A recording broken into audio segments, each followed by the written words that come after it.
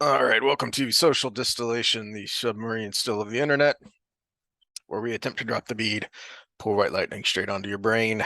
It's Tuesday, that means it's Wheel of Time reread day. And it's So also November 1st, which means is this it is is it this is the first drink in approximately 32 days. is it a jalapeno martini? Because those can be dangerous for you. Yeah, especially on camera. No, this is straight up James Bond style. Shaken, not stirred. Slightly dirty, dry. And 3 olives. I hate when people put 2 olives. It's bad luck to have an even number. I was not aware of that. Yes. Well, that's what the I Playboy bartending guide tells me. I recently discovered I don't mind olives. I thought I hated them, but that's because we only ever had them when I was a kid, the canned black olives. Those are disgusting. Oh, those But are great on nachos. no, those I hate those. They're a funny texture and I don't like the way they feel in my mouth. I But just when eat a we were can in of them straight. yeah, that's so disgusting. But when we were in Florida, I had empanadas and I forgot that a classic traditional empanada has an olive in the middle. I'd completely forgotten, but it was good. I liked it. Yeah, So if you can't compare black olives and green olives, they are yeah, that too. quite a bit different. Uh, well, I guess if they're like on a Mediterranean tray where they're just kind of canned in olive oil Mm.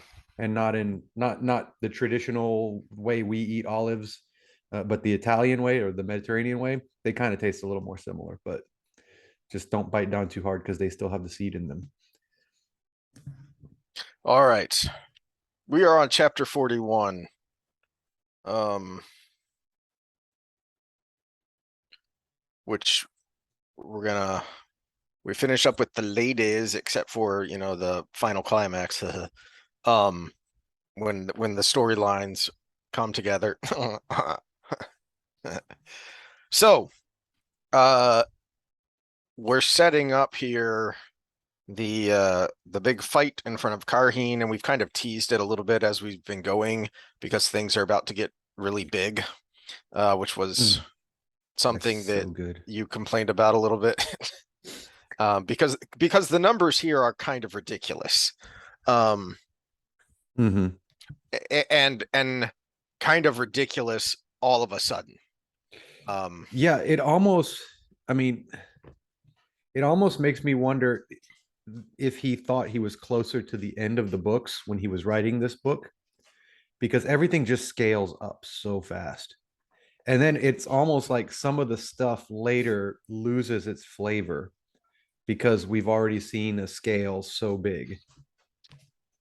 yeah, yeah, and we don't see anything like this. And in fact, I don't remember exactly where it is, but somebody in World makes mention of the fact that uh armies of this size haven't been seen and haven't been on the moon since Arthur Hawkwing. Mm-hmm. It's been that long since that warring era. And you even see it with in the first book. You have the Shinarans and those few that could come to help them. I mean, they're holding the Zhengai Pass. It's their Thermopylae, and they've got to hold it against tens of thousands of Trollocs.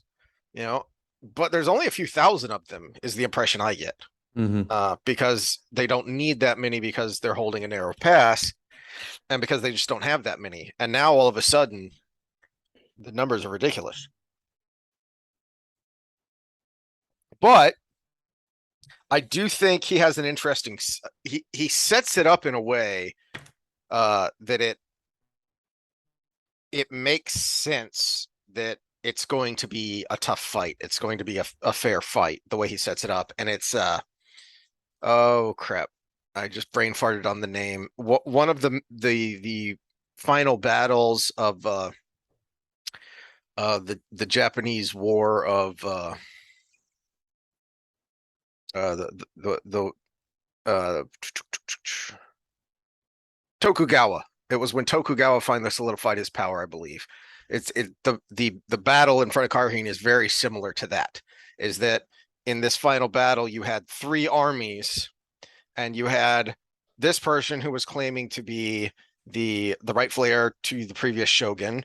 Tokugawa was claiming to be the rightful heir to the shogun, and then you had this very powerful warlord off to the side, and no one was entirely sure whose side he was going to be on, because both of the claimants to the shogunate were courting him and were trying to get him on their side, and they just weren't completely sure which way he was going to go.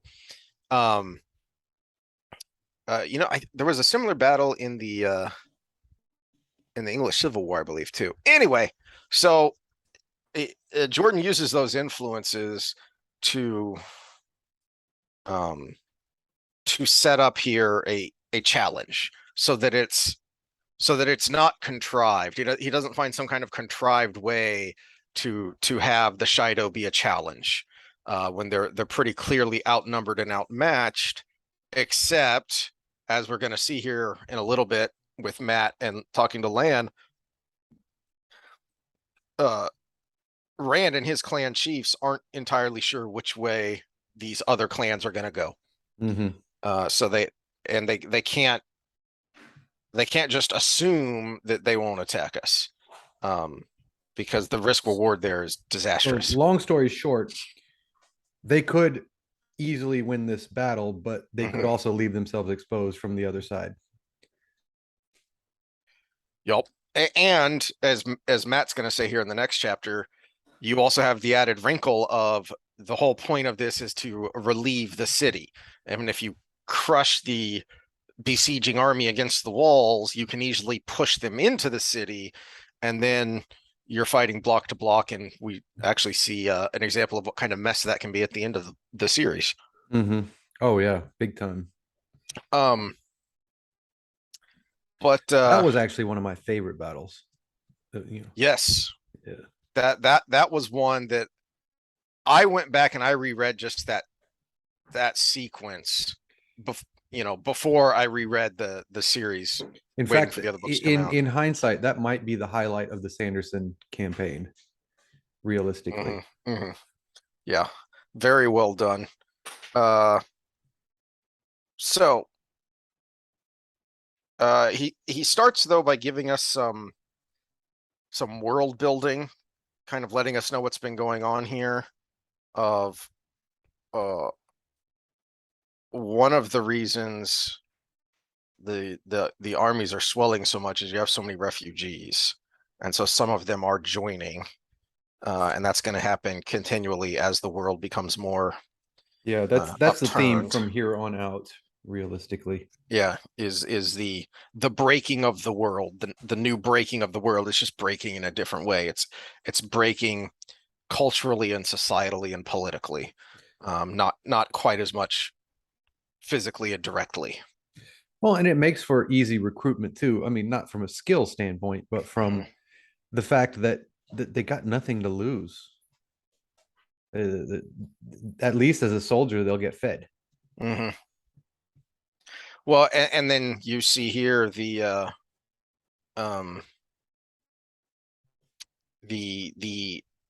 response to challenges, that necessity is the mother of invention, and you've got that twice here in this chapter. So you've got, however you pronounce this guy's name. Which one? Where? Kin Tover. Oh yeah.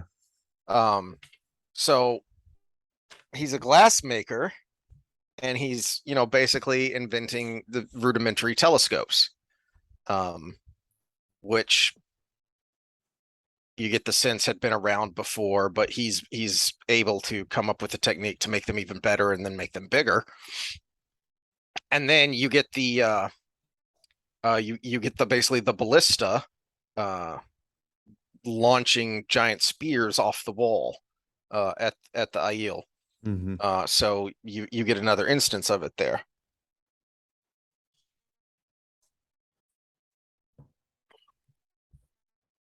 So he's setting up more of that to come.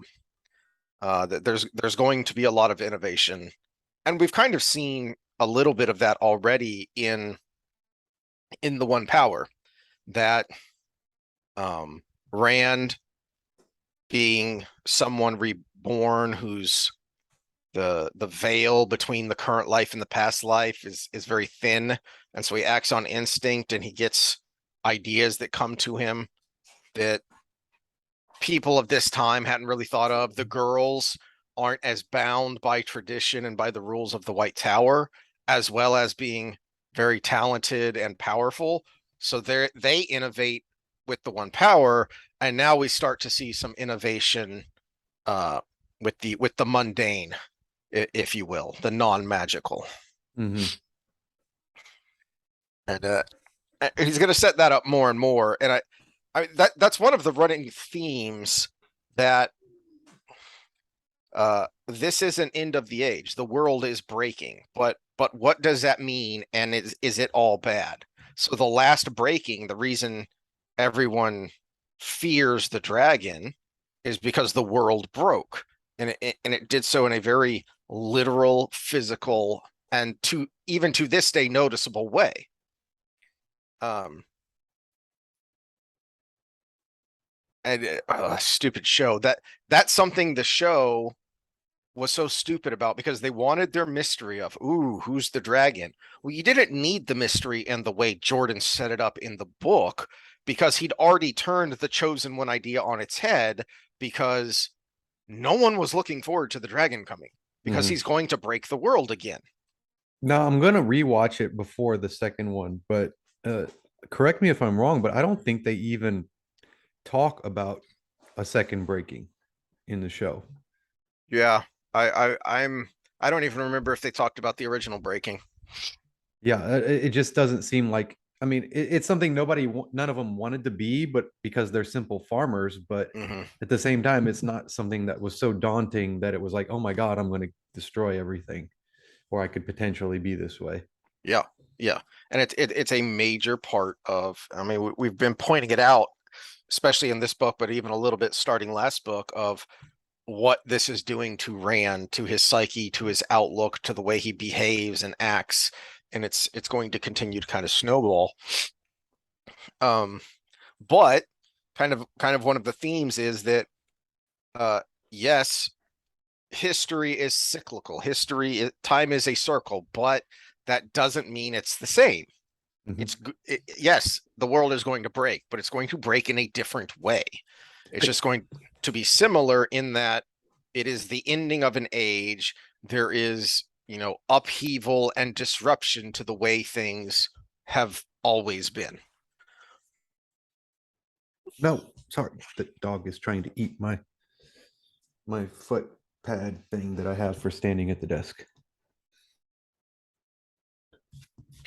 Um, I don't really think there's anything else. We'll find something else to eat. Uh, Go, go. oh, we get some of the High Lords back, so that's great. Well, you were talking about the new unrestrained visions, Hmm. and you got Lord Waramon coming in. Yeah. We could just break them with cavalry.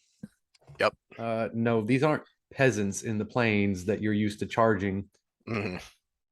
with their wooden pitchforks. Oh, yep. Um,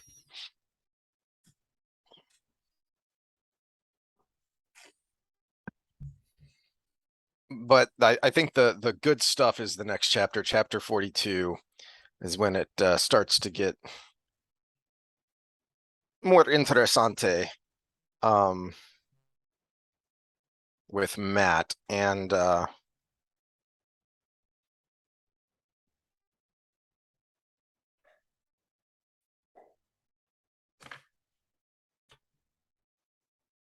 he's well, he's being Matt. 658. I am no bloody hero, he thought grimly, and I'm no bloody soldier. And then of course the memories tell him differently, but he doesn't want any of that. He's happy to have some of the benefits, but he doesn't want Mhm. any of the responsibility or any of the danger that goes along with it.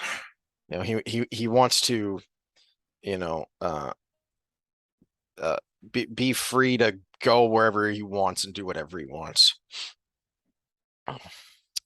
Um,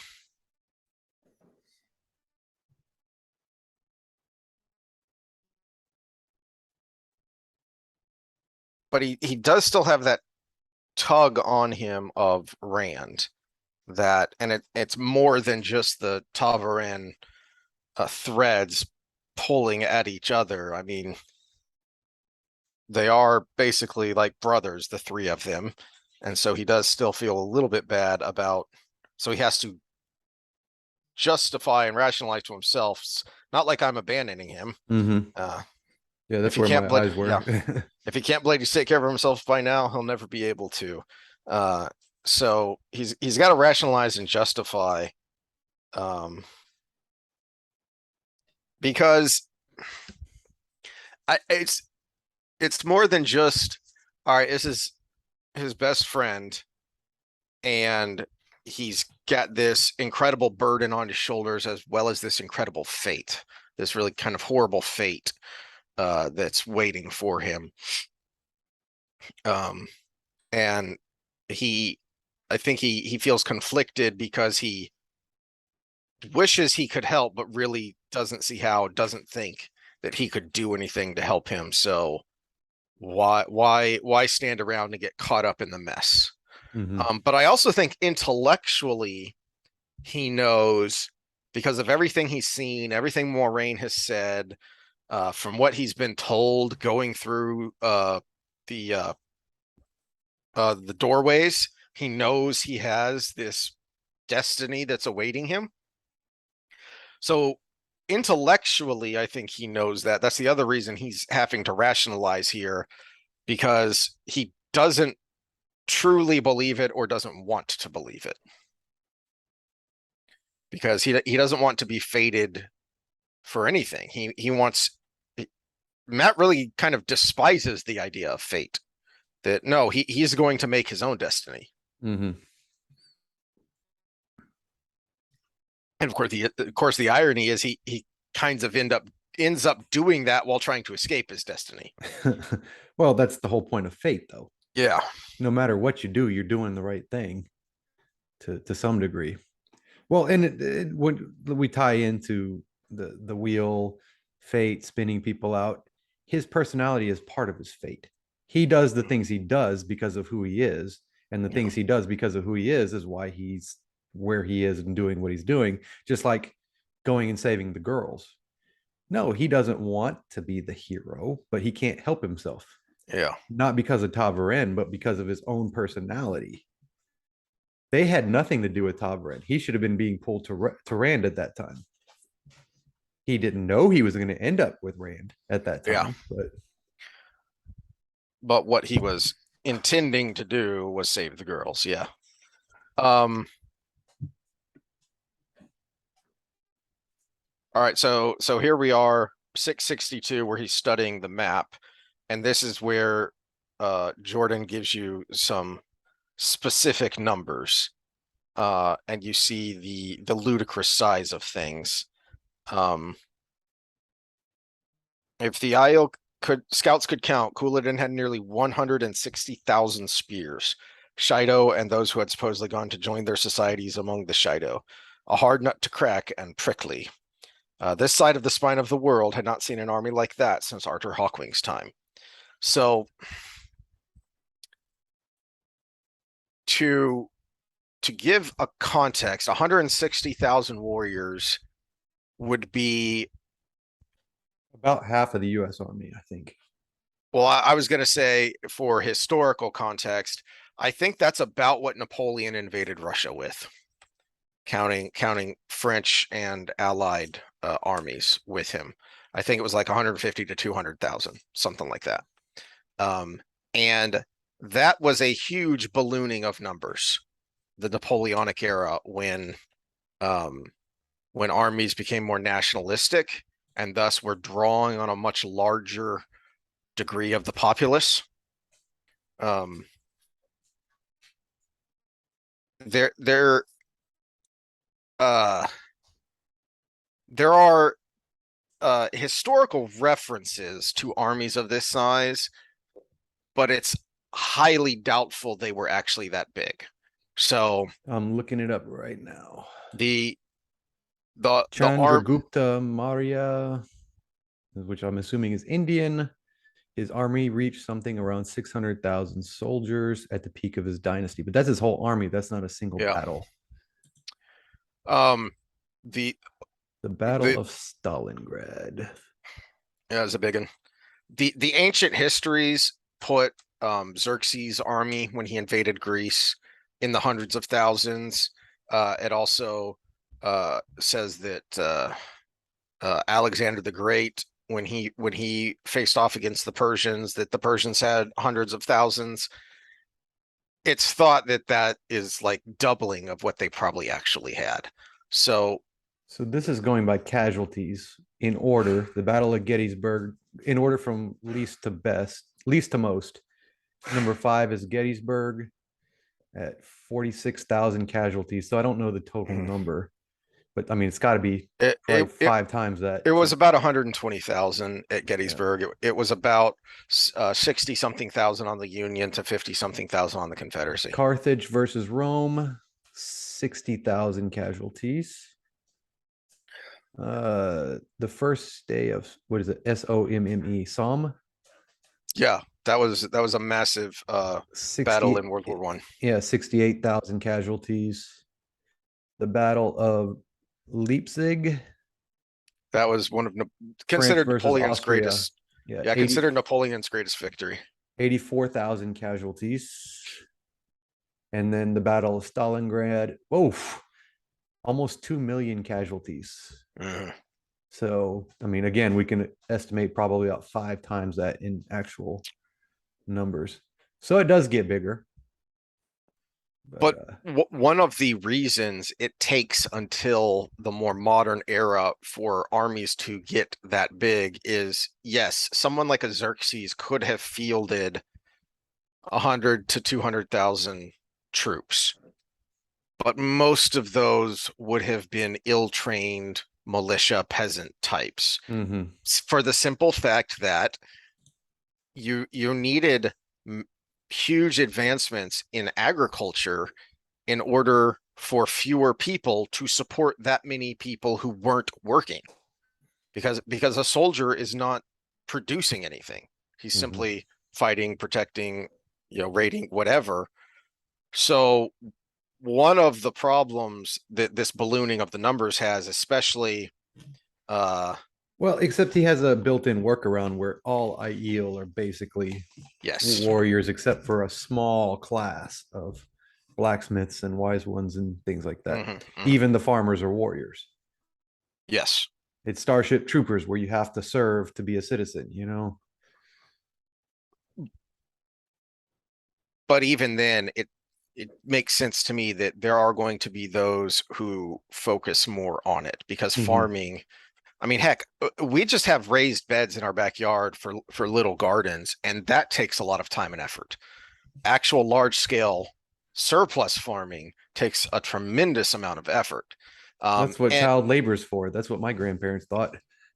uh, but the other problem I have with the ballooning of the numbers is that, so you already have this problem of how do you get armies this big in a medieval society? How are they being supported?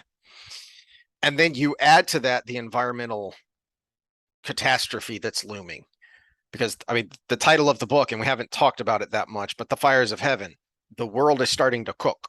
Well, And yeah, the, and Matt even mentions it in this chapter how mhm. it's unusually long of a summer. He doesn't know what the seasons are like here, but it seems like it's hanging on.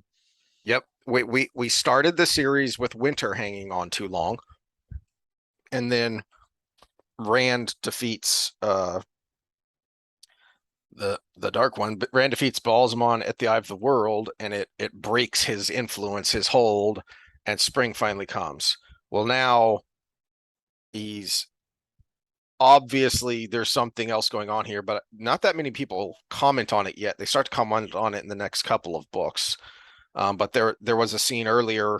I didn't mention it, but because we were getting on to sexy time. But when Rand, before sexy time, when Rand is sitting there, he's sitting by a river and thinking about commenting on how low it is, how he can see a big chunk where it's dry and cracked where the water line used to be, and then another big chunk where it's muddy, where it's very recently gone down. So he is noting that, and it makes for exciting fantasy to have these ginormous battles, but it is a bit of a sticky wicket if you're trying to keep things realistic. Hmm. Um, Well, I guess well, it almost Game of Thrones it a little bit. I was going to make a mm, comment. I was going to say I guess it's a good thing, not a good thing, but metaphorically, fiction universe speaking, it's a good thing so many of them die because there's no farmers to feed them. But then we just keep seeming to get more and more and more. mhm. The armies get more and more robust, and realistically, at some point, there's a breaking point where you've lost so many soldiers, and that's why I said Game of Thrones it because after the spoiler Yes. alert for Game of Thrones, after the winter Ugh. battle, almost everybody died, and then all of a sudden there's this huge giant army, and it's like I thought all the Dothraki died in Yeah, that initial where'd they all come charge, from? What's going on but here? now we've got thousands of them again. Yeah, doesn't make any sense whatsoever.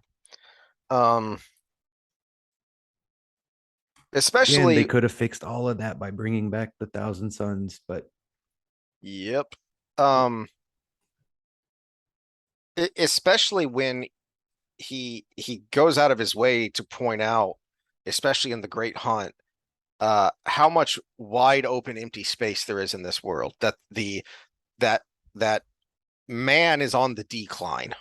mm-hmm. That populations have severely lowered from their height at the right before the Trolloc Wars, and then humanity kind of rebounded and Archer Hawkwing, but then all of those wars killed a lot of people and made a mess of things, and so you have these huge, vast spaces where there's just nothing and nobody.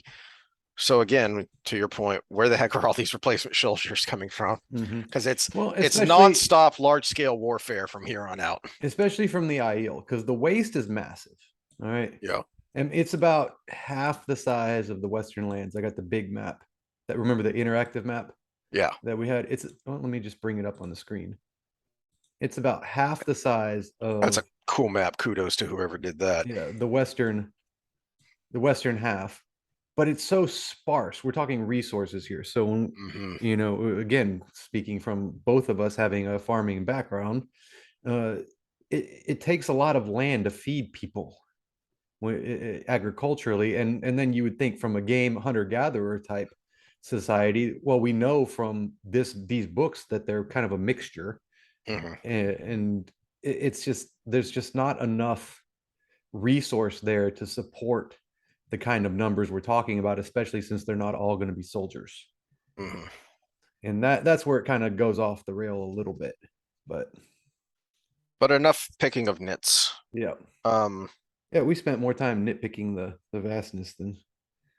But I guess if it's fair, because if we're going to call this one of the greatest fantasy series ever, if there's mhm. something is wrong with it, then we have to give it Yeah, equal time to how much we bitch and moan about the thing that we knew was going to be shitty, which is the series. yep, yep. Um, all right, so 664. Um, we see a side of land we don't get a lot, but we have seen it before in small doses. Um, like that chapter in the Great Hunt when he's talking to Moraine. Um, he's actually a pretty clever dude, and I mean he's known since his earliest memories that he is a king without a country, and so he was raised with that in mind. And then for the past 20 years, he's been warder to the bluest of blues. So he knows the game and he can play it. He just doesn't like it and he's more of a man of action. But that doesn't mean he isn't sly because the way he plays Matt here to get Well, him to talk. yeah, not only his own aptitude, but he just spent 20 years with probably one of the greatest manipulators in Yeah, this exactly. world. Yeah. The bluest of the blue Ajah. So he's certainly picked up some tricks. So 664. Well, not only the bluest of the blue, but she was raised in Dies Damar Yeah, from yeah, yeah, yeah. childhood as well. So it's not only in her blood, but it's in her culture. And yes, that's a good point, is that even before she went to the tower, she was one of the most powerful noble families in Karheen. Uh, he said it so casually that Matt answered without thinking. That's a slick trick. Mm-hmm. Uh, and then once Matt gets going, he can't stop himself, because despite his rationalizations and his talking to himself at the beginning of his chapter, he is what he is. And some of that is him and his own doing, and some of that is what got crammed in there by the snakes or foxes. I can't remember which is which. I I think think the the second one was the this, foxes. okay. Um, but and we spent a good deal of time talking about how those memories are becoming more and more um integral to him, that they are his memories. He has to work to think about these things as if he is someone else looking in on them, right? As if he's someone sitting and watching a screen. That no, it when the memories pop up there, it's like it was him. Um, and so because of that, uh, he sees a puzzle. Um,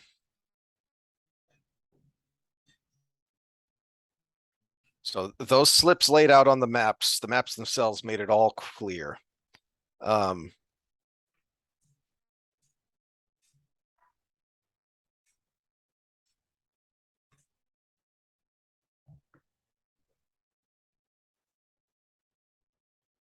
and then to that point, as he's going on and on and on, I like the way Jordan is interspersing what Matt is saying with what he is thinking, and it's all kind of going back and forth.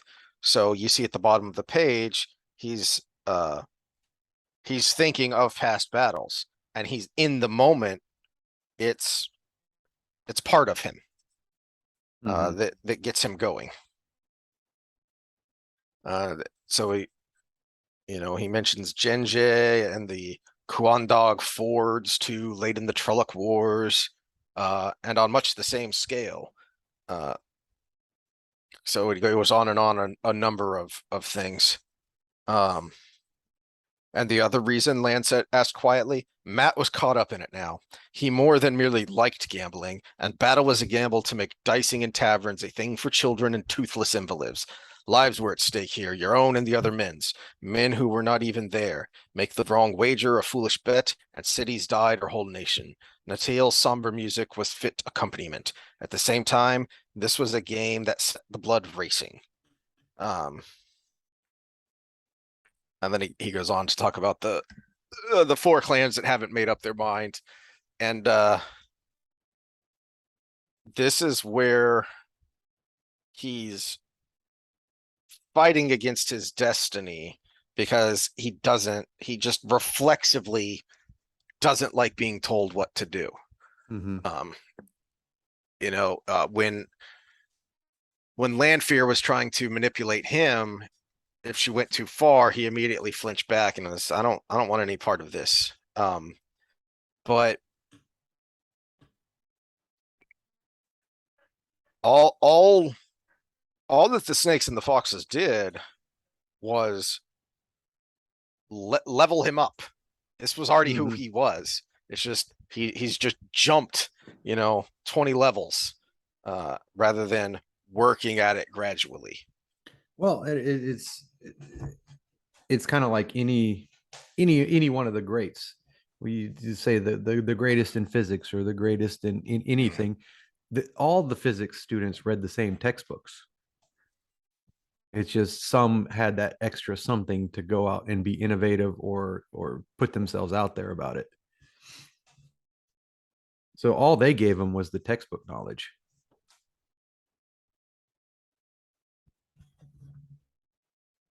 Um,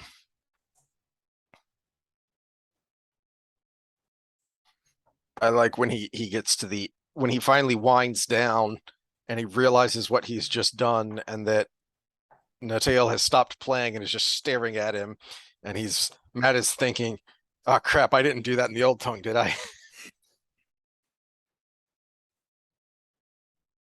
Uh,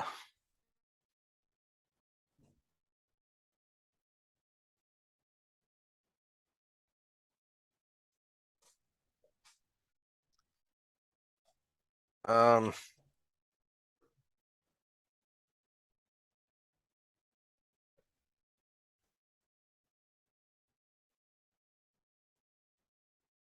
so there's a there's a good somber tone here when Rand finally comes in and they're saying goodbye.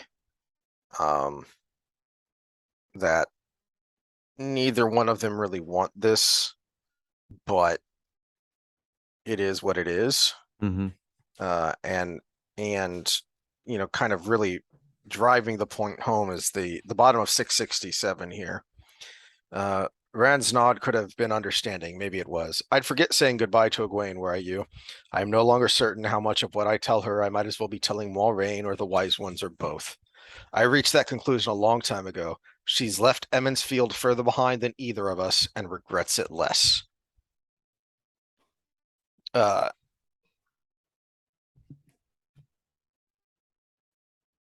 that is, to you and Scott's point, that is a major criticism of Egwene and where um,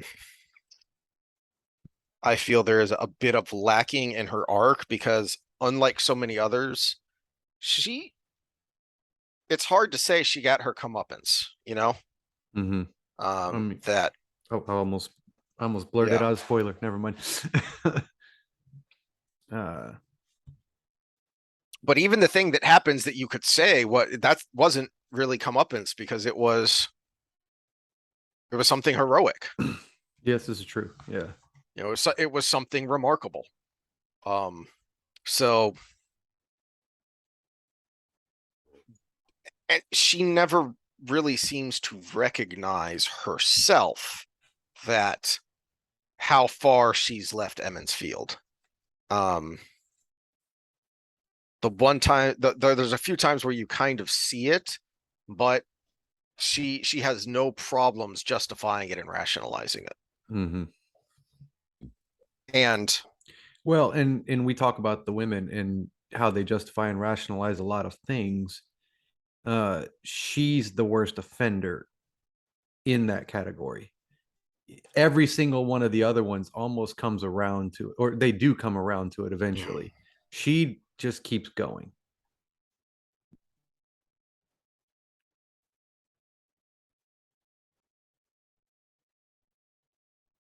because in her mind she has to and it's worth it. Mm-hmm. She's like uh she's like a child athlete that wants to, you know, the Williams sisters or Tiger Woods or how many childhood things did they miss out on because they were practicing? But that was a sacrifice worth making because this was their goal. And that's how Egwene views her past. That her past is worth sacrificing because of where she wants to go and what it's Well, going to take to get there. if you're gonna make her the child athlete, then if we have to do Egwene, the reason why I have my issues with her is because she's, you know, well, I'm gonna presume that everybody that hasn't tested positive for something is clean. She is the one that would take the cycle and try to get away with it and justify it Yeah. because maybe I started from a little bit more behind or something along those lines. She'd find some way to justify it. She would take the cycle, try to get away with it, and justify it in her own mind. Yep. Uh, And for those not in the fitness industry, the cycle means you're doing performance enhancing drugs, and then you get off of it before you get caught. mhm. Yeah. But you have gained, X% of benefit over what you would have if you hadn't taken them. Which is why So, PED suspension should be lifelong. But that's just me. all right. Um,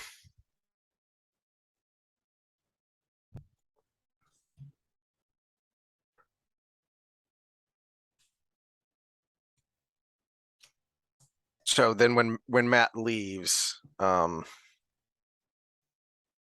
Lan Land points out, in case you didn't get it by everything Matt was saying, with only a few minutes to study the maps he laid out close to the battle plan that Orc and the others made.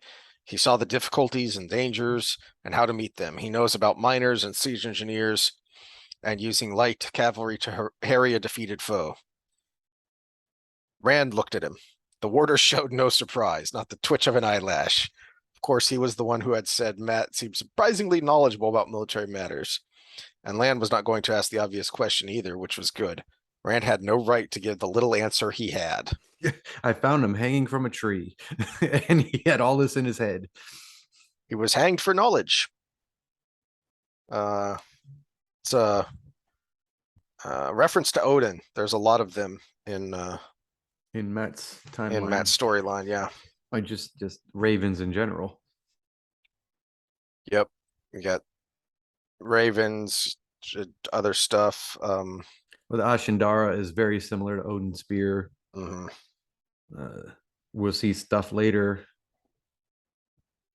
Well, I mean, we've seen prophecy that alludes to stuff later already.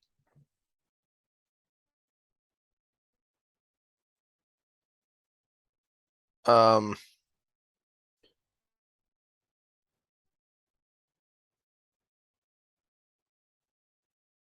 all right. How much further do you want to go here? I know we've only covered a couple of chapters, We can but get through the battle. We've been going okay. 45 minutes. Yeah, let's pause for a second and then let's try and finish the battle here. Okay.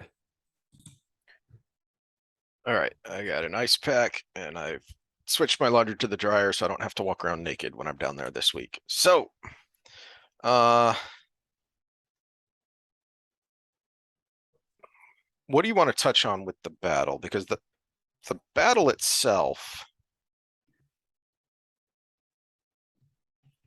well,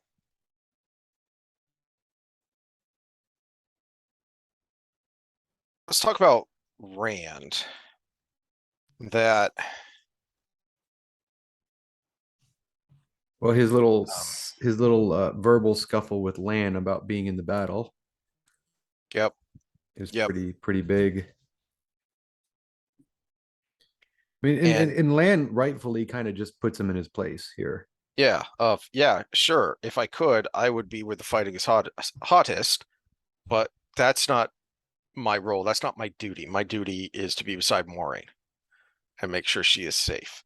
Your duty is to lead these people, not go looking to fight a duel with Couladin. And it's something Rand has needed and needed more of. Is that father figure that he lost at the beginning of the book? Mm-hmm. It was so devastating to him, and Lan kind of filled that role a little bit, especially at the beginning of the Great Hunt.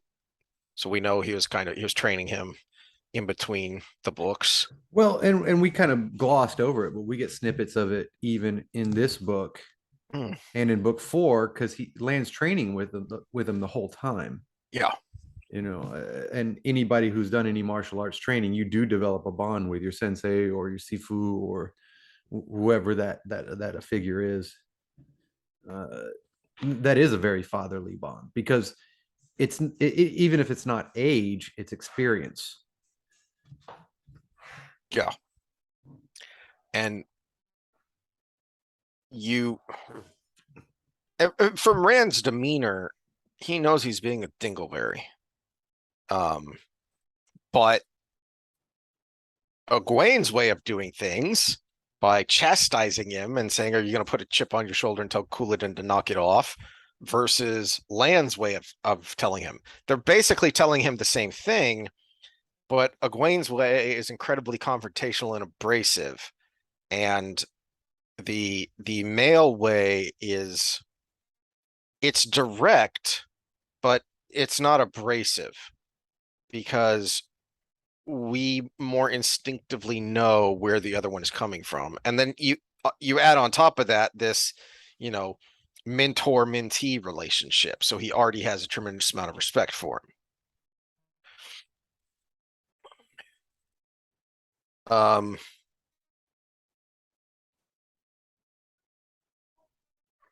So Rand goes up on the tower to nuke things, and then we get Matt becoming Matt in the Well, second half of this chapter.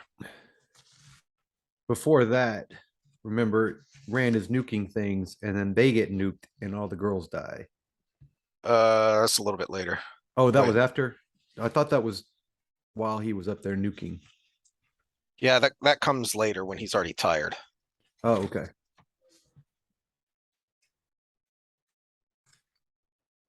But we do get it before that. So on page 681, before it switches to Matt, we do get Lews Theron's voice, and it's been a while since he has spoken directly.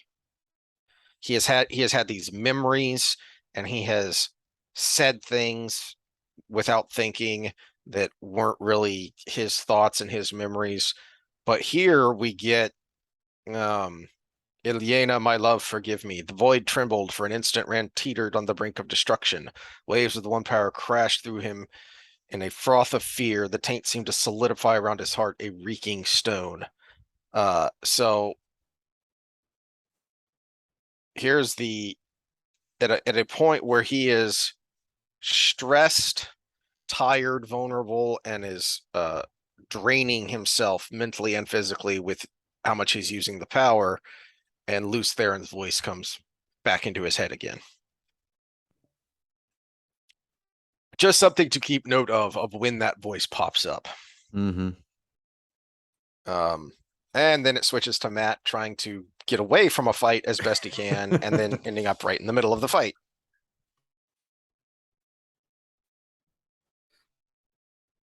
I'm in the middle of an interesting little series or interesting little lecture on leadership and from an evolutionary standpoint. And we've got Rand and to a big degree Perrin, who are leaders through their action or through delegation and in their intentions. And then you've got people like Matt who are labeled passive leaders. They're just doing what they do when people decide to follow. And and then they realize that other people depend on them, and so they just keep doing what they do Mhm. a little bit differently. This is a small section, just half a chapter, but it is one of my favorite scenes in the whole series. When Matt accidentally takes charge here. Mm-hmm. Um, he's just he's just being a decent guy. He doesn't want these dingleberries to walk right into an ambush and just get utterly annihilated. Just on the general, empathy for your fellow man, but then also that's really going to hurt Rand and his side if all of these warriors get, ambushed and killed without being able to put up much of a fight. Well, I mean, it's not just about Rand's cause. Matt actually has true empathy. Mhm. He sees a bunch of people that are about to die. Now he starts justifying in his own head about causes and things like that. But his initial reaction is, oh my gosh, these people are going to die. Yeah. It especially the foot, because they're the normal folk. So he doesn't have much um patience with the nobility, but he also understands, just naturally, but then with all those memories crammed in his head, he knows those foot soldiers are there because they have to be.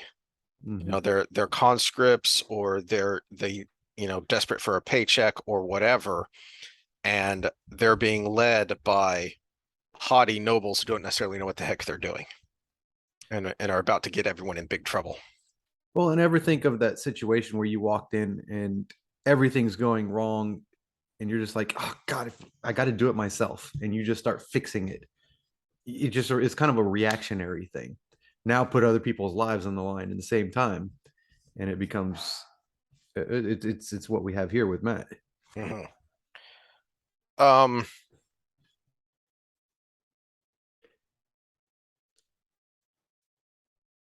This new actor they have for him better do a much better job.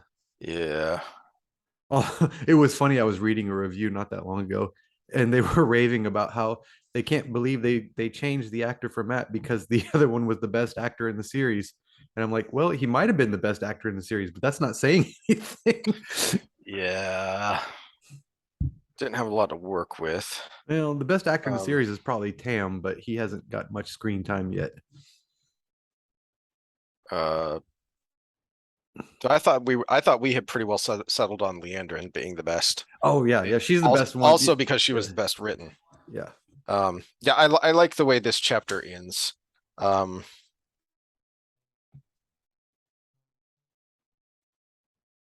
uh, sure that they had all the wetlanders pinned, the Shido never saw the others until crashed into from behind on both sides.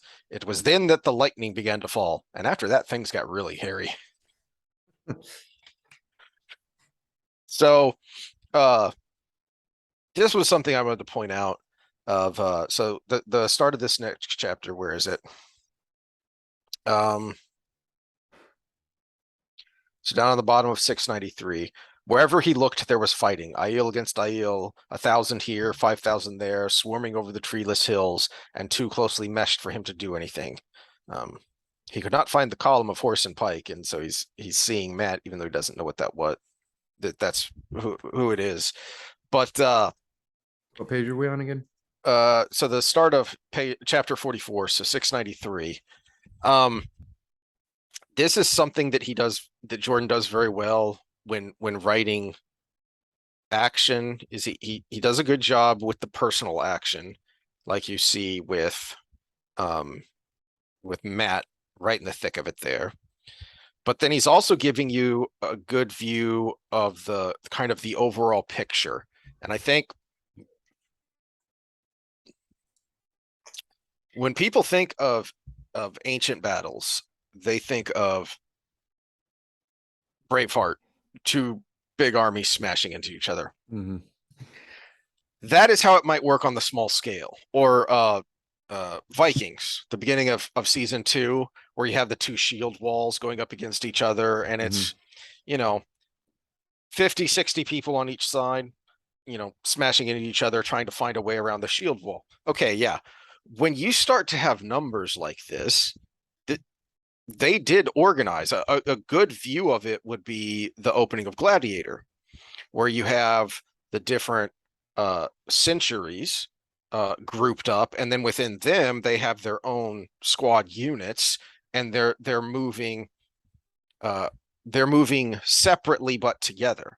Now you expand that out to 100 something thousand people, and these battles got very big, and so it devolved into a series of small unit actions with the leader hoping that he could see a place where a gap is opening that you can, send in and exploit, or see where one is being open that you can shore up. There's a couple of the YouTube channels I watch on nerdy history things. Kings and Generals is a good channel because they have good graphical representations of ancient battles, and give you the history of it, so you can get an idea of kind of the scale of things, of the area that these battles would cover. But then they also do fictional battles, so they'll do, like, you know give you the Game of Thrones battles as if they were real history, that kind of thing. And then the operations room is another good one that gives you an idea of the scale of things. Of, yes, you have, this whole division attacking this division in New Guinea in World War II, but then he graphically represents things, so you've actually got, a little Australian flag here for this company and one here for this company. So yeah, it's a whole division versus a whole division, but really it's 100 guys here, 100 guys here, 100 guys here, and it's spread way the heck out. And the the more things devolve, the harder it gets to control. And And that's where things can come down to luck and individual skill. So they have all these plans, and Rand is trying to do his best to keep an eye on what's going on. But in the end, it kind of boils down to Matt being really lucky and really good with a spear. That's ultimately how the battle ends.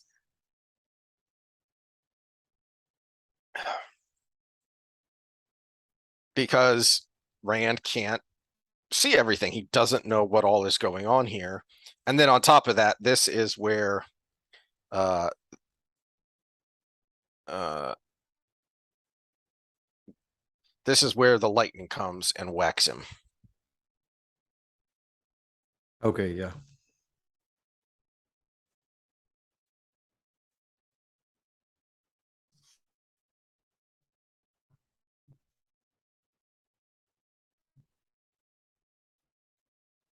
Um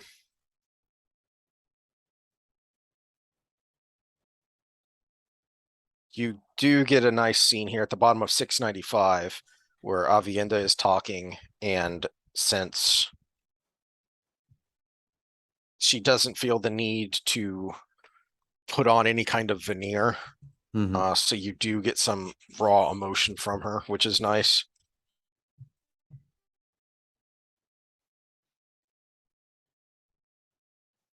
Um,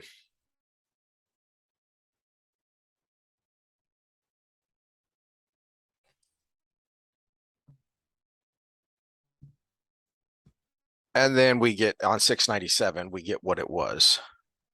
Um,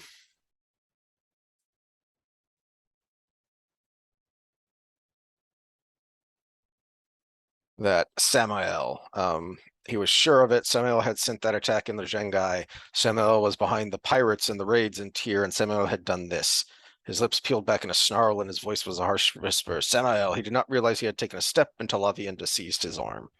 So still, planting those seeds, building up from what we saw way back at the beginning of the prologue. But also, kind of something he should have known uh, from his loose Theron memories and from his talks with Asmodine, that this is the kind of thing Samuel does. He's going to wait until you're weakened. He's going to wait until you're vulnerable, and then he's going to strike. And you made yourself very vulnerable.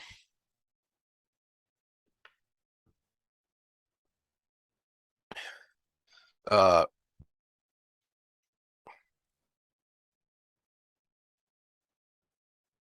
and he's going to make it worse by going back out.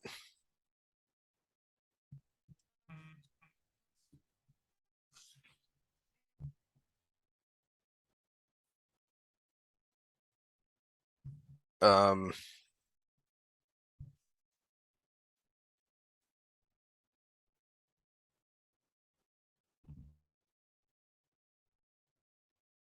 I do like that he gets a good shot on Egwene here. 701. Um, Egwene rained mist close to Jedine, near enough to whisper, "If you cannot mount a horse any better than that, Randolph, maybe you should forget about riding at all for a while." Avienda wore one of those blank Aiel expressions, but her eyes were intent on his face. "I noticed you mounting too," he said quietly. "Maybe you ought to stay here and help Cerelia until you feel better." That shut her up, even if it did tighten her mouth sourly. Uh, uh, and then we get back to Matt, and this is what I meant by, in the end, it kind of devolves down to Matt kind of separated and isolated in the rain. So the conditions are worsening even further, and he's just trying to get the heck out. uh uh so 703, where's my bloody luck now that I really need it? Well, actually, it's still there. It's just not doing what you want it to do. Yeah. Because Well, and especially because rewind just a few more paragraphs, Mhm. he's not just trying to get out now. He's trying to get him and these Yes. 3,000 men out. He's taking them. He's like a mother duck now. Well, Trying. it's what you were referencing about the kind of the reluctant leader is he didn't do this on purpose, but now he's here and he has to accept it because But he's not trying to get them to win the battle. He's trying to get them no, out. yes, he just wants to get away, He's and still going for his own ends. It's they think he's looking for more battle because they have made up their own minds about who and what he is. Uh, and he thinks he could slip away if it was just him because he's got pretty good woodcraft and he's a good writer, and he's clever, but now he's got a couple thousand men with him, and so and he's gonna grumble about it, he's gonna complain about it like he did with the girls, but then in the end he's gonna go after them. When he barges in in the dungeon of the stone and they're snooty to him and he yells at them that well, you're on your own, and then he goes running after them and yelling at Sandar, well, come on. So because that's who he is. Um, sorry to derail you there. Where's my bloody luck now? yes. Uh, yeah, they're the flaming soldiers. I should leave them to it and ride. He's gonna grumble, he's gonna complain, he's gonna say that, but he's never gonna actually do it. Because that would be going against his character. Uh it was something I kind of ranted about for a while last time, is that you have a good character when they do something that's silly or dumb or nonsensical or a bad idea or whatever, but it's fully keeping within their character. That you never question that it's out of character. Well, it's like the old dad cliche. We're not going to get a dog. We're not going to get a dog. And they get a dog. And You then get three dogs. later down the line, the dog is dad's best friend, not everybody else's. Yeah. Mm-hmm. I'm not going to help. I'm not going to help. I'm the best general in the army. What? Yep. What the hell happened? Yep. Uh, uh,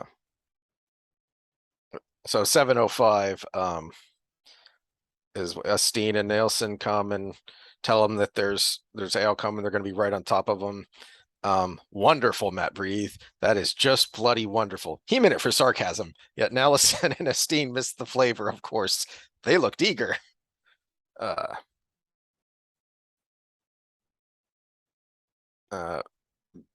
but Darred wore as much expression on his scarred face as a rock, and Talmanes lifted an eyebrow at Matt just a fraction, shook his head a hair. That pair knew fighting. Um,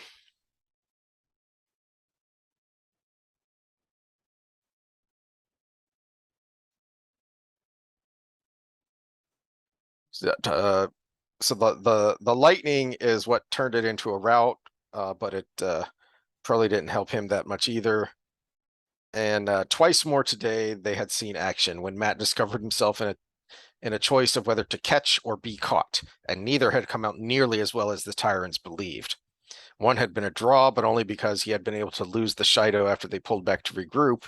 At least they had not come again while he was getting everyone away through the twisting hill valleys. Blah, blah, blah, blah. So then he decides, you know,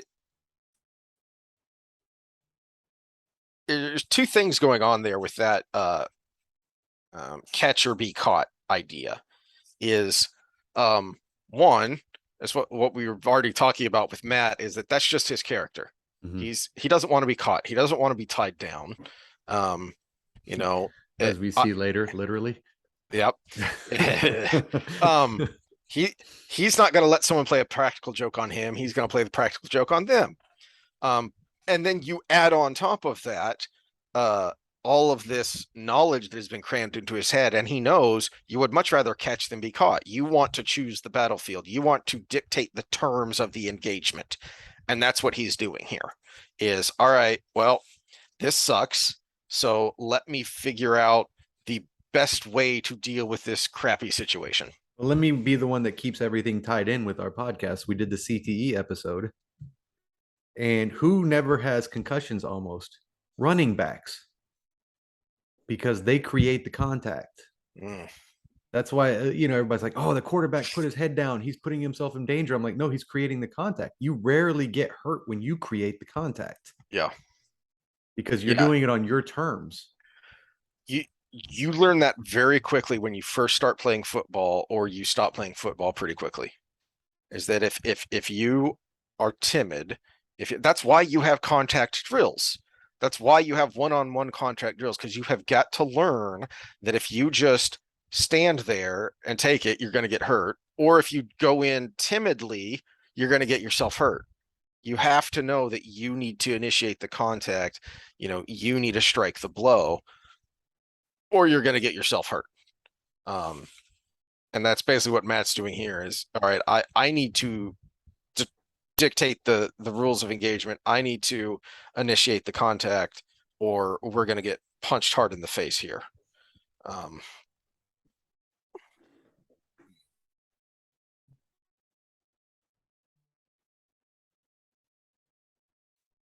all right, I love this. Um, I'm curious. I think this is a purposeful contrast with Rand from earlier, when Lan was talking to him about, why are you wearing a sword? Are you going to go looking for Cooladin and you know try and settle this yourself? And now it kind of comes back around here on, so halfway down on 707. Um, Looking up at Matt as the three vanished down the hill, Darrett slashed rain from his eyes with a finger. So you will stay with the pikes this time. You must not let your anger at this Cooladin overcome you. A battle is no place to try fighting a duel. Matt barely stopped from gaping. A duel? Him? With Cooladin? Was that why Darrett thought he was staying with the foot? He had chosen it because it was safer to be behind the pikes. That was his reason. The whole reason. Not to worry, I can hold myself in rain. And he had thought Darrett the most sensible of the whole lot. Yeah. Um, the Karhian merely nodded. I thought that you could. You have seen pikes pushed before and faced a charge or two, I vow.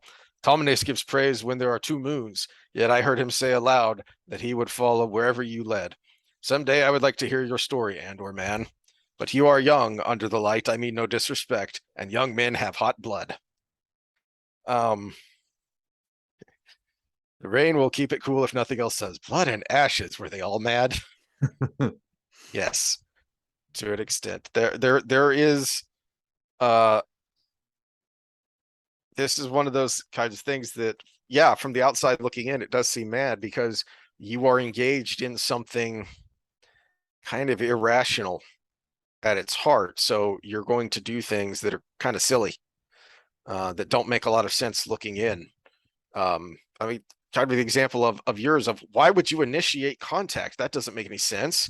Well, no, in the context of a football game, it makes perfect sense. But you don't know that if you haven't been there, if you haven't experienced it. Mm-hmm. And I think that's what's going on here. But I'm pretty sure Matt is. I don't get any sense from his internal, monologue, from his point of view, that that it's any more than what he just said, contrasted with Rand, who was hoping he could find Cooladin on the battlefield. Which I think is an interesting contrast with Matt of, here's someone who thinks he might be, and no. Well, I mean, the way Jordan does the internal dialogue, I would take it at face value because he makes it pretty obvious when someone's trying to lie to themselves, Mhm. as we were talking about with Egwene earlier, and, Yeah. and people like that. He makes it obvious in that case. And Matt, again, keep in mind that Jordan has stated that Matt was his favorite character and Matt was the one he identified with most and everything. And I think he's speaking pretty true to what he's actually thinking Mhm. in his head because it makes him who he is.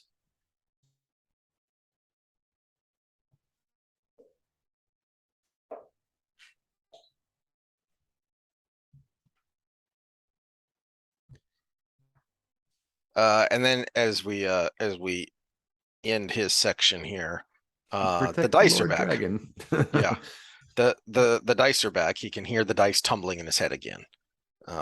So it's all kind of coming together here for who and what Matt is, and kind of his heroic arc.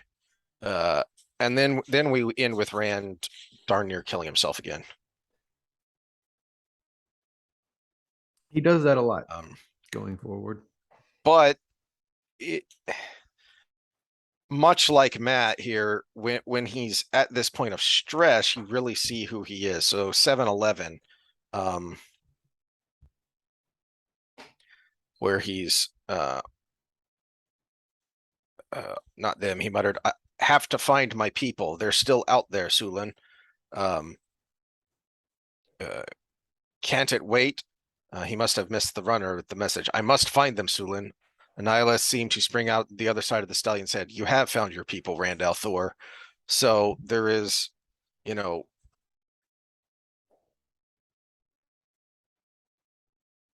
as much of a blockhead as he can be, like at the beginning when he's wearing a sword, hoping he can go take on Cooladin one-on-one.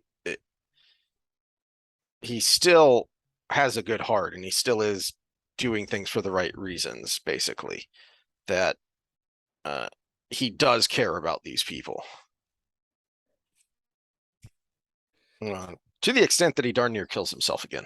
Well, from what I get from his character, from inside his head, and this is where it really starts coming out, is he almost has a martyr personality. Yes. He's just he his personality, even before he knew who he was, he would rather die for whatever the greater good is than to live and have failed. Yeah. And then of course resigning himself to, my blood on the rocks of Shao Gul, that he has Yeah, a it doesn't. doomed life. Yeah, it doesn't help when fate when you've just been told you've been fated to be that. Yep.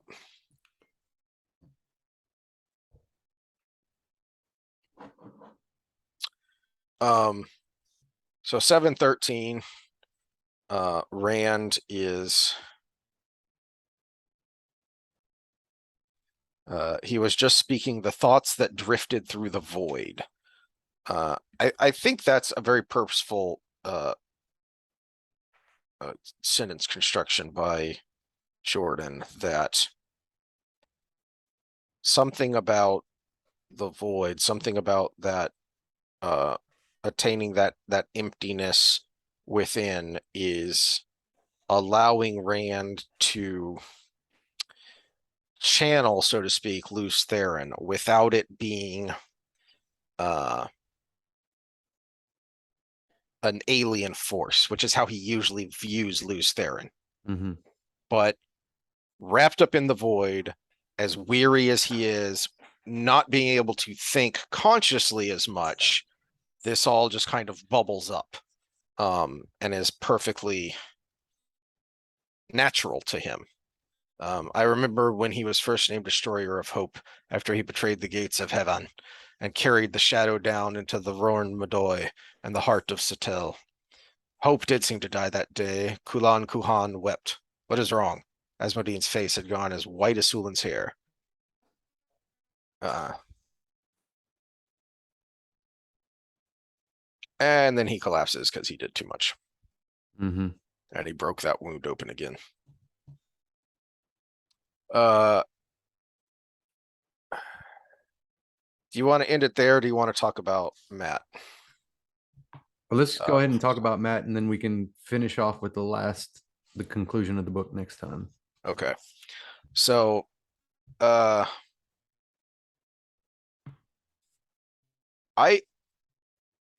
like the way Jordan did this battle with Matt. He gives you the setup, he gives you the cool maneuvering and machinations and tactics that he comes up with.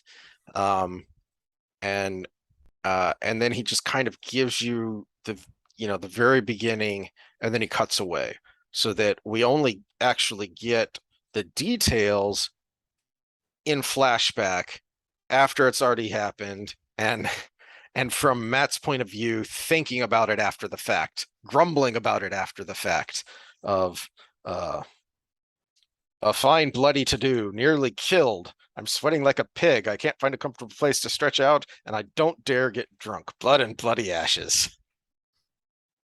Ah.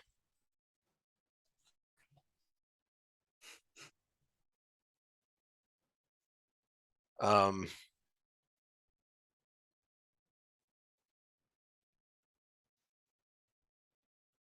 in short, the camp was bedlam and a ball rolled into one. He recognized it, mainly from those memories he could still assign to other men if he concentrated hard enough.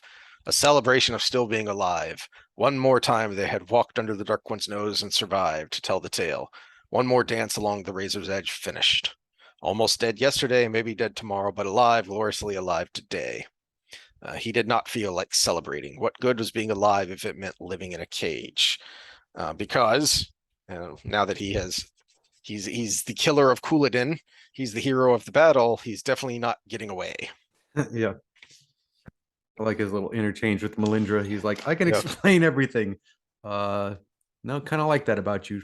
Shut up, Matt. Um, yeah. What must be explained? I knew you would seek out your own honor. Of course, he said. That's it exactly. Smooth, Matt, smooth.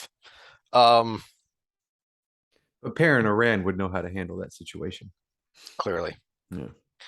Um, I like that he teaches them this song that becomes integral to his arc simply because he's trying to distract himself while he's getting sewn up. Um, I do. She, her little explanation. He was a man of much honor. Better you have captured him, but even killing him, you have gained much G. mhm. Uh, I don't think he. I don't think he would become Guy Shan had Matt touched him without a weapon. With the way everything's been played out, so that might have been a dangerous game to play for. Yeah, Probably many Aiel dead because of that trick. yeah, Realistically, let them touch me. They think they won, and I killed them. yeah. I mean, we saw how much he still adhered to Giotto, Mm-hmm. or rather, the way he twisted it for himself. Um, Remember, game theory. The crooked ones are going to game the system because that means they win at least for a short time till they're mm, discovered.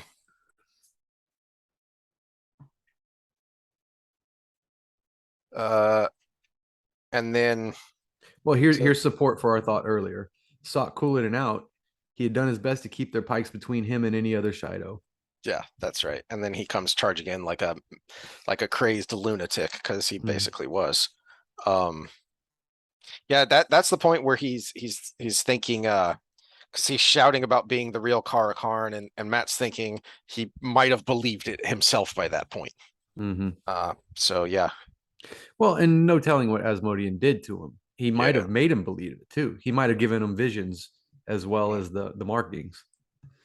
He could have put compulsion on him. We don't know that. yeah. He could have used. We saw Moghidian use compulsion to implant a false memory.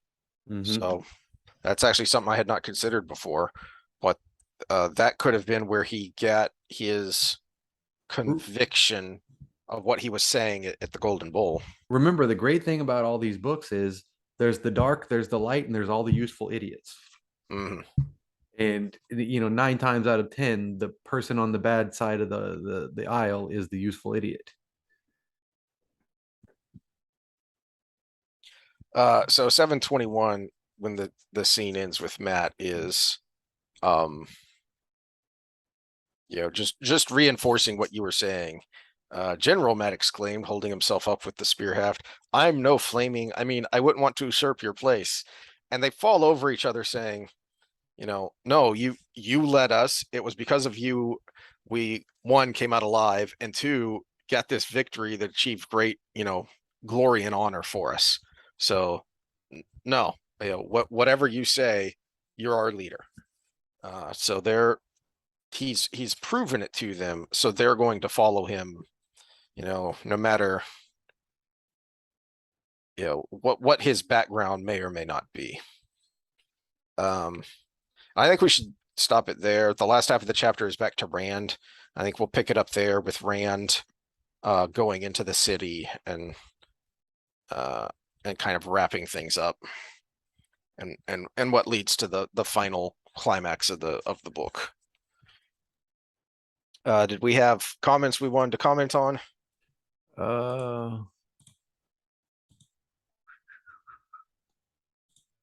We do have comments. Hold on.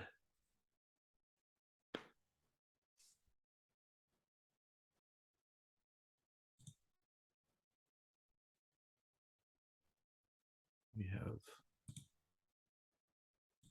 apparently 6.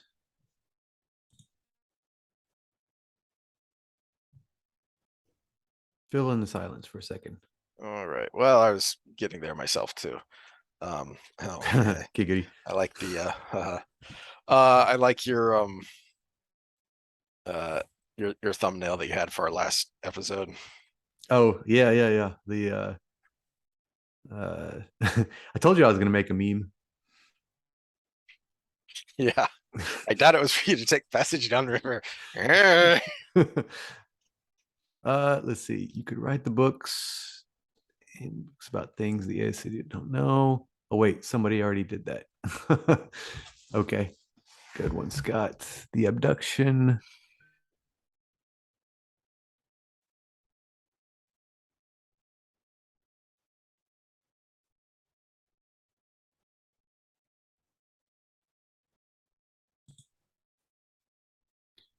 Yeah, it's almost like things we see going on today. It's because of the deception from the top down that everybody's suspicious and acting weirdly. I'm talking about the second comment. The abduction by Leandrin was the original cause of Gallet and Gawain becoming concerned, but then Swan let the rumors run amok about why they had gone. And if they had just been told more Yes. than just a stupid lame excuse, it probably would have been different. And that, yeah, we see that today in modern politics. But Yeah. Sawan was certain that, I'm the boss and they're going to do it because I said so. Mm-hmm. The any logic or evidence to the contrary is she's just going to ignore. She has no use for it. Yeah, and 100%, I think the worst characteristic of the Aes Sedai is their hubris. Yes, sir.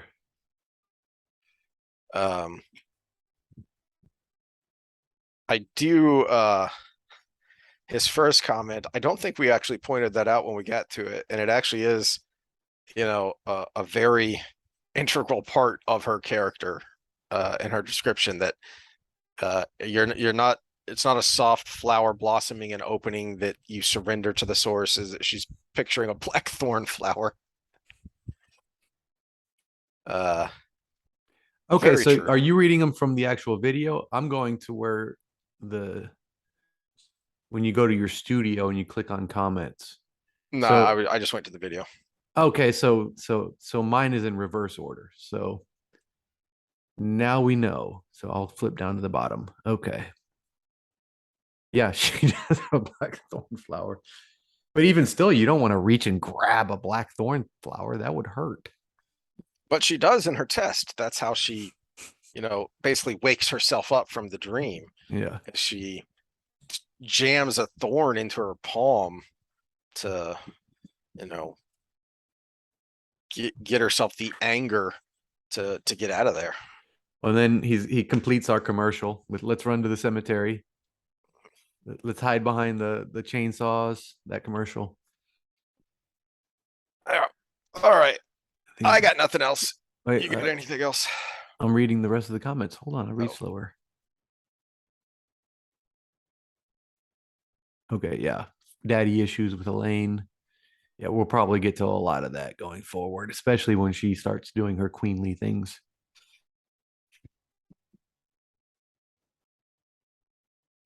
The comment about uh Galad's father or Elaine's father, um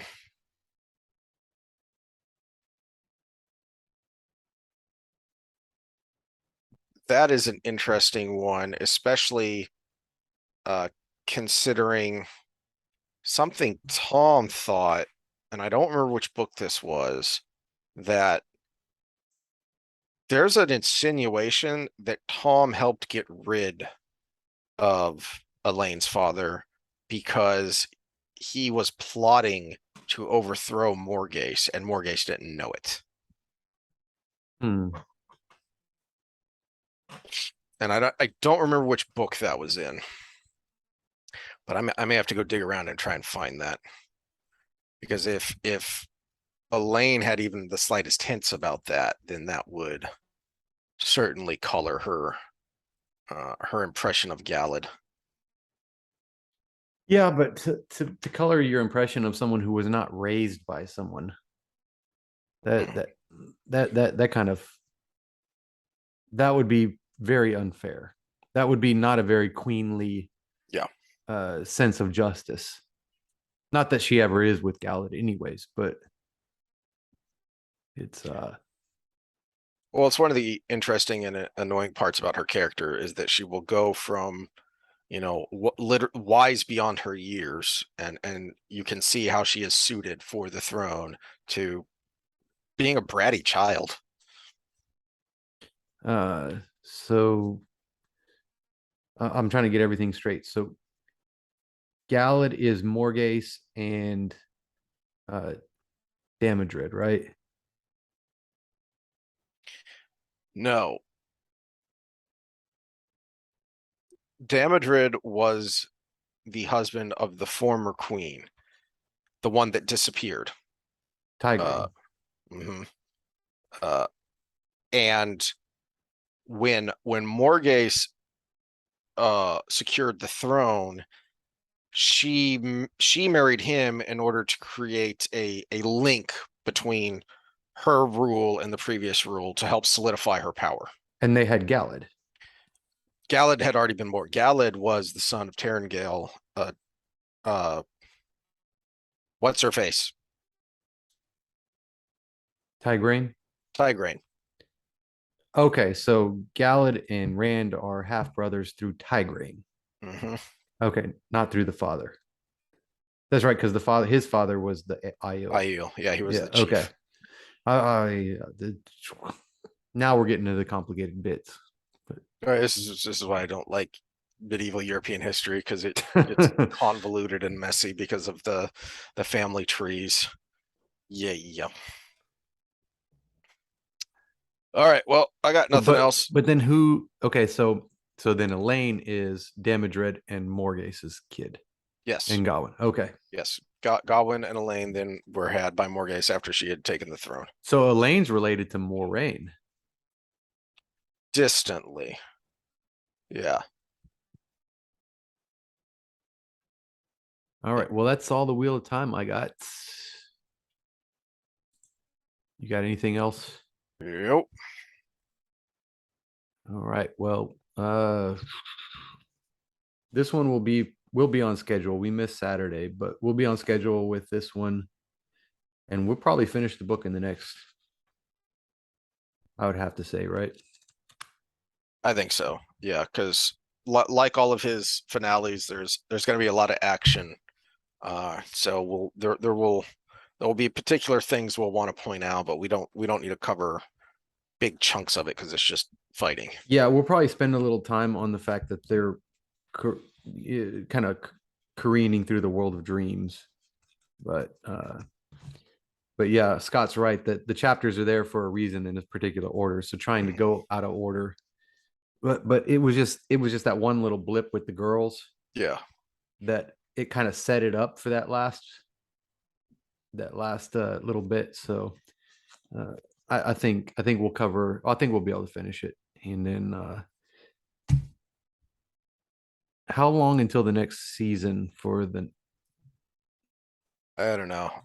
I haven't heard a release date at all, so I have no idea. I figured since the reviews were so bad with the Rings of Power, they would Mm. start rushing to get it out to try to. Yeah, and it I'm wondering what the fallout from that is going to be, because if Jennifer Salke, who I've talked about before, if she ends up going, I wonder what that will do to these series that are already in production, that were kind of an ugly mess. I don't have a lot of hope that it will actually improve. I don't think it'll improve, not in this season, anyways. I think your previous comment before was that you hope it does bad enough that they drop it and Netflix picks it up. Yeah, But again, I don't I don't see how you can fix it other than restarting. yeah. It was such a mess. It was so divorced from the source material, and you know the article that came out a couple of days ago from one of the writers on Witcher talking about it, and he's going to be doing basically a reboot of the 90s animated X-Men series. He's going to be doing basically a reboot of that for Disney Plus, and he said the number one category when he was looking for people to join that project was you had to be a fan.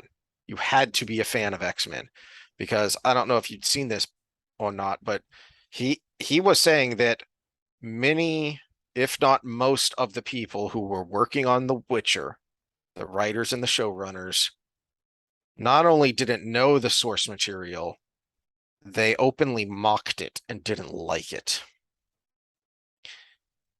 And it kind of shows, when you learn the deviations they took.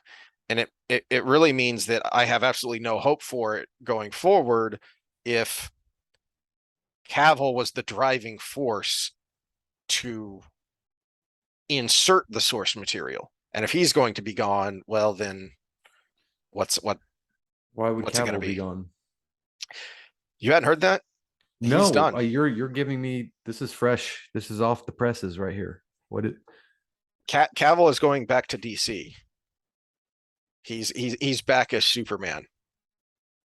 Oh, he can't do both? No, apparently not. I don't know if it's a shooting schedule thing. I'm After what this writer revealed, I'm wondering if he finally had enough of trying to get people to faithfully make something that he genuinely likes, and having to put up with their mockery and derision and dislike of this source material that you know that he is a fan of. And when they're mocking the source material, they're mocking the fans, they're mocking him. And so I wonder if it was him saying, you know what, I've had enough of this. I've had enough of trying to swim uphill. Or it could have been, I'll gut this out, and then DC comes in and says, "Hey, we want you to do this." Yeah, don't twist my arm. Yeah. Yeah, and they've had a complete change in management at Warner Brothers and DC after Zaslav took over. So I think that was a major reason he went back, is because the previous regime that was literally trying to kill off Batman and Superman so that they could bring in Batgirl and Supergirl and Wonder Woman and have three chicks be the three main Well, they already heroes. nixed Batgirl or Batwoman. Yeah, Yeah. because it was, quote, irredeemably bad. Amazing how these things are going. Uh, yeah, I love Cavill. I just wish he wasn't Superman. It's my least favorite superhero, Mhm. Superman. But Well, that's back to our complaints about Captain Marvel though. Superman yeah. just is like invincible. So it never got me engaged. And then okay, we got kryptonite. It's like, this thing from an exploded planet billions of light years away. Yeah, oh, somehow Lex Luthor has it. Okay, all right, we're good. That's the definition of contrived to me. Yeah. Well, we'll see what this new regime can do as far as putting quality stories together. Who knows? Oh, James Gunn is in charge. That's who's in charge now of the DC, uh, the DC movie universe. So that could be interesting. Well, James Gunn's good. Anything by Jerry Bruckheimer, I'll give a chance because he's one of the least woke producers out there. But Yeah. other than that, and I've kind of given up on Hollywood. Oh yeah. Yep. Well, that's why we went back to rereading this because I mean, you can watch something else terrible and beat your head against the wall, or you can go back and reread something that's a modern classic and for good reason. I started playing just for the hell of it, the Elder Scrolls Online, the Skyrim Hmm. Online, and it's there's a lot of themes in there that I'm kind of like, all right, I can see through this. This is pretty contrived. Hmm. Yeah. All right. Well, that's enough old men ranting for tonight. I have got to get packed up and ready to head down When are there you for coming in? shenanigans. We never Uh, talked about this. tomorrow early afternoon. Tomorrow, early afternoon. Tomorrow's Yeah. what, Wednesday? Yep. Okay, cool. All right. All Well, we right. will see y'all next time. We'll be live and I'll try to figure out the two mic thing in that time. All right. See y'all then.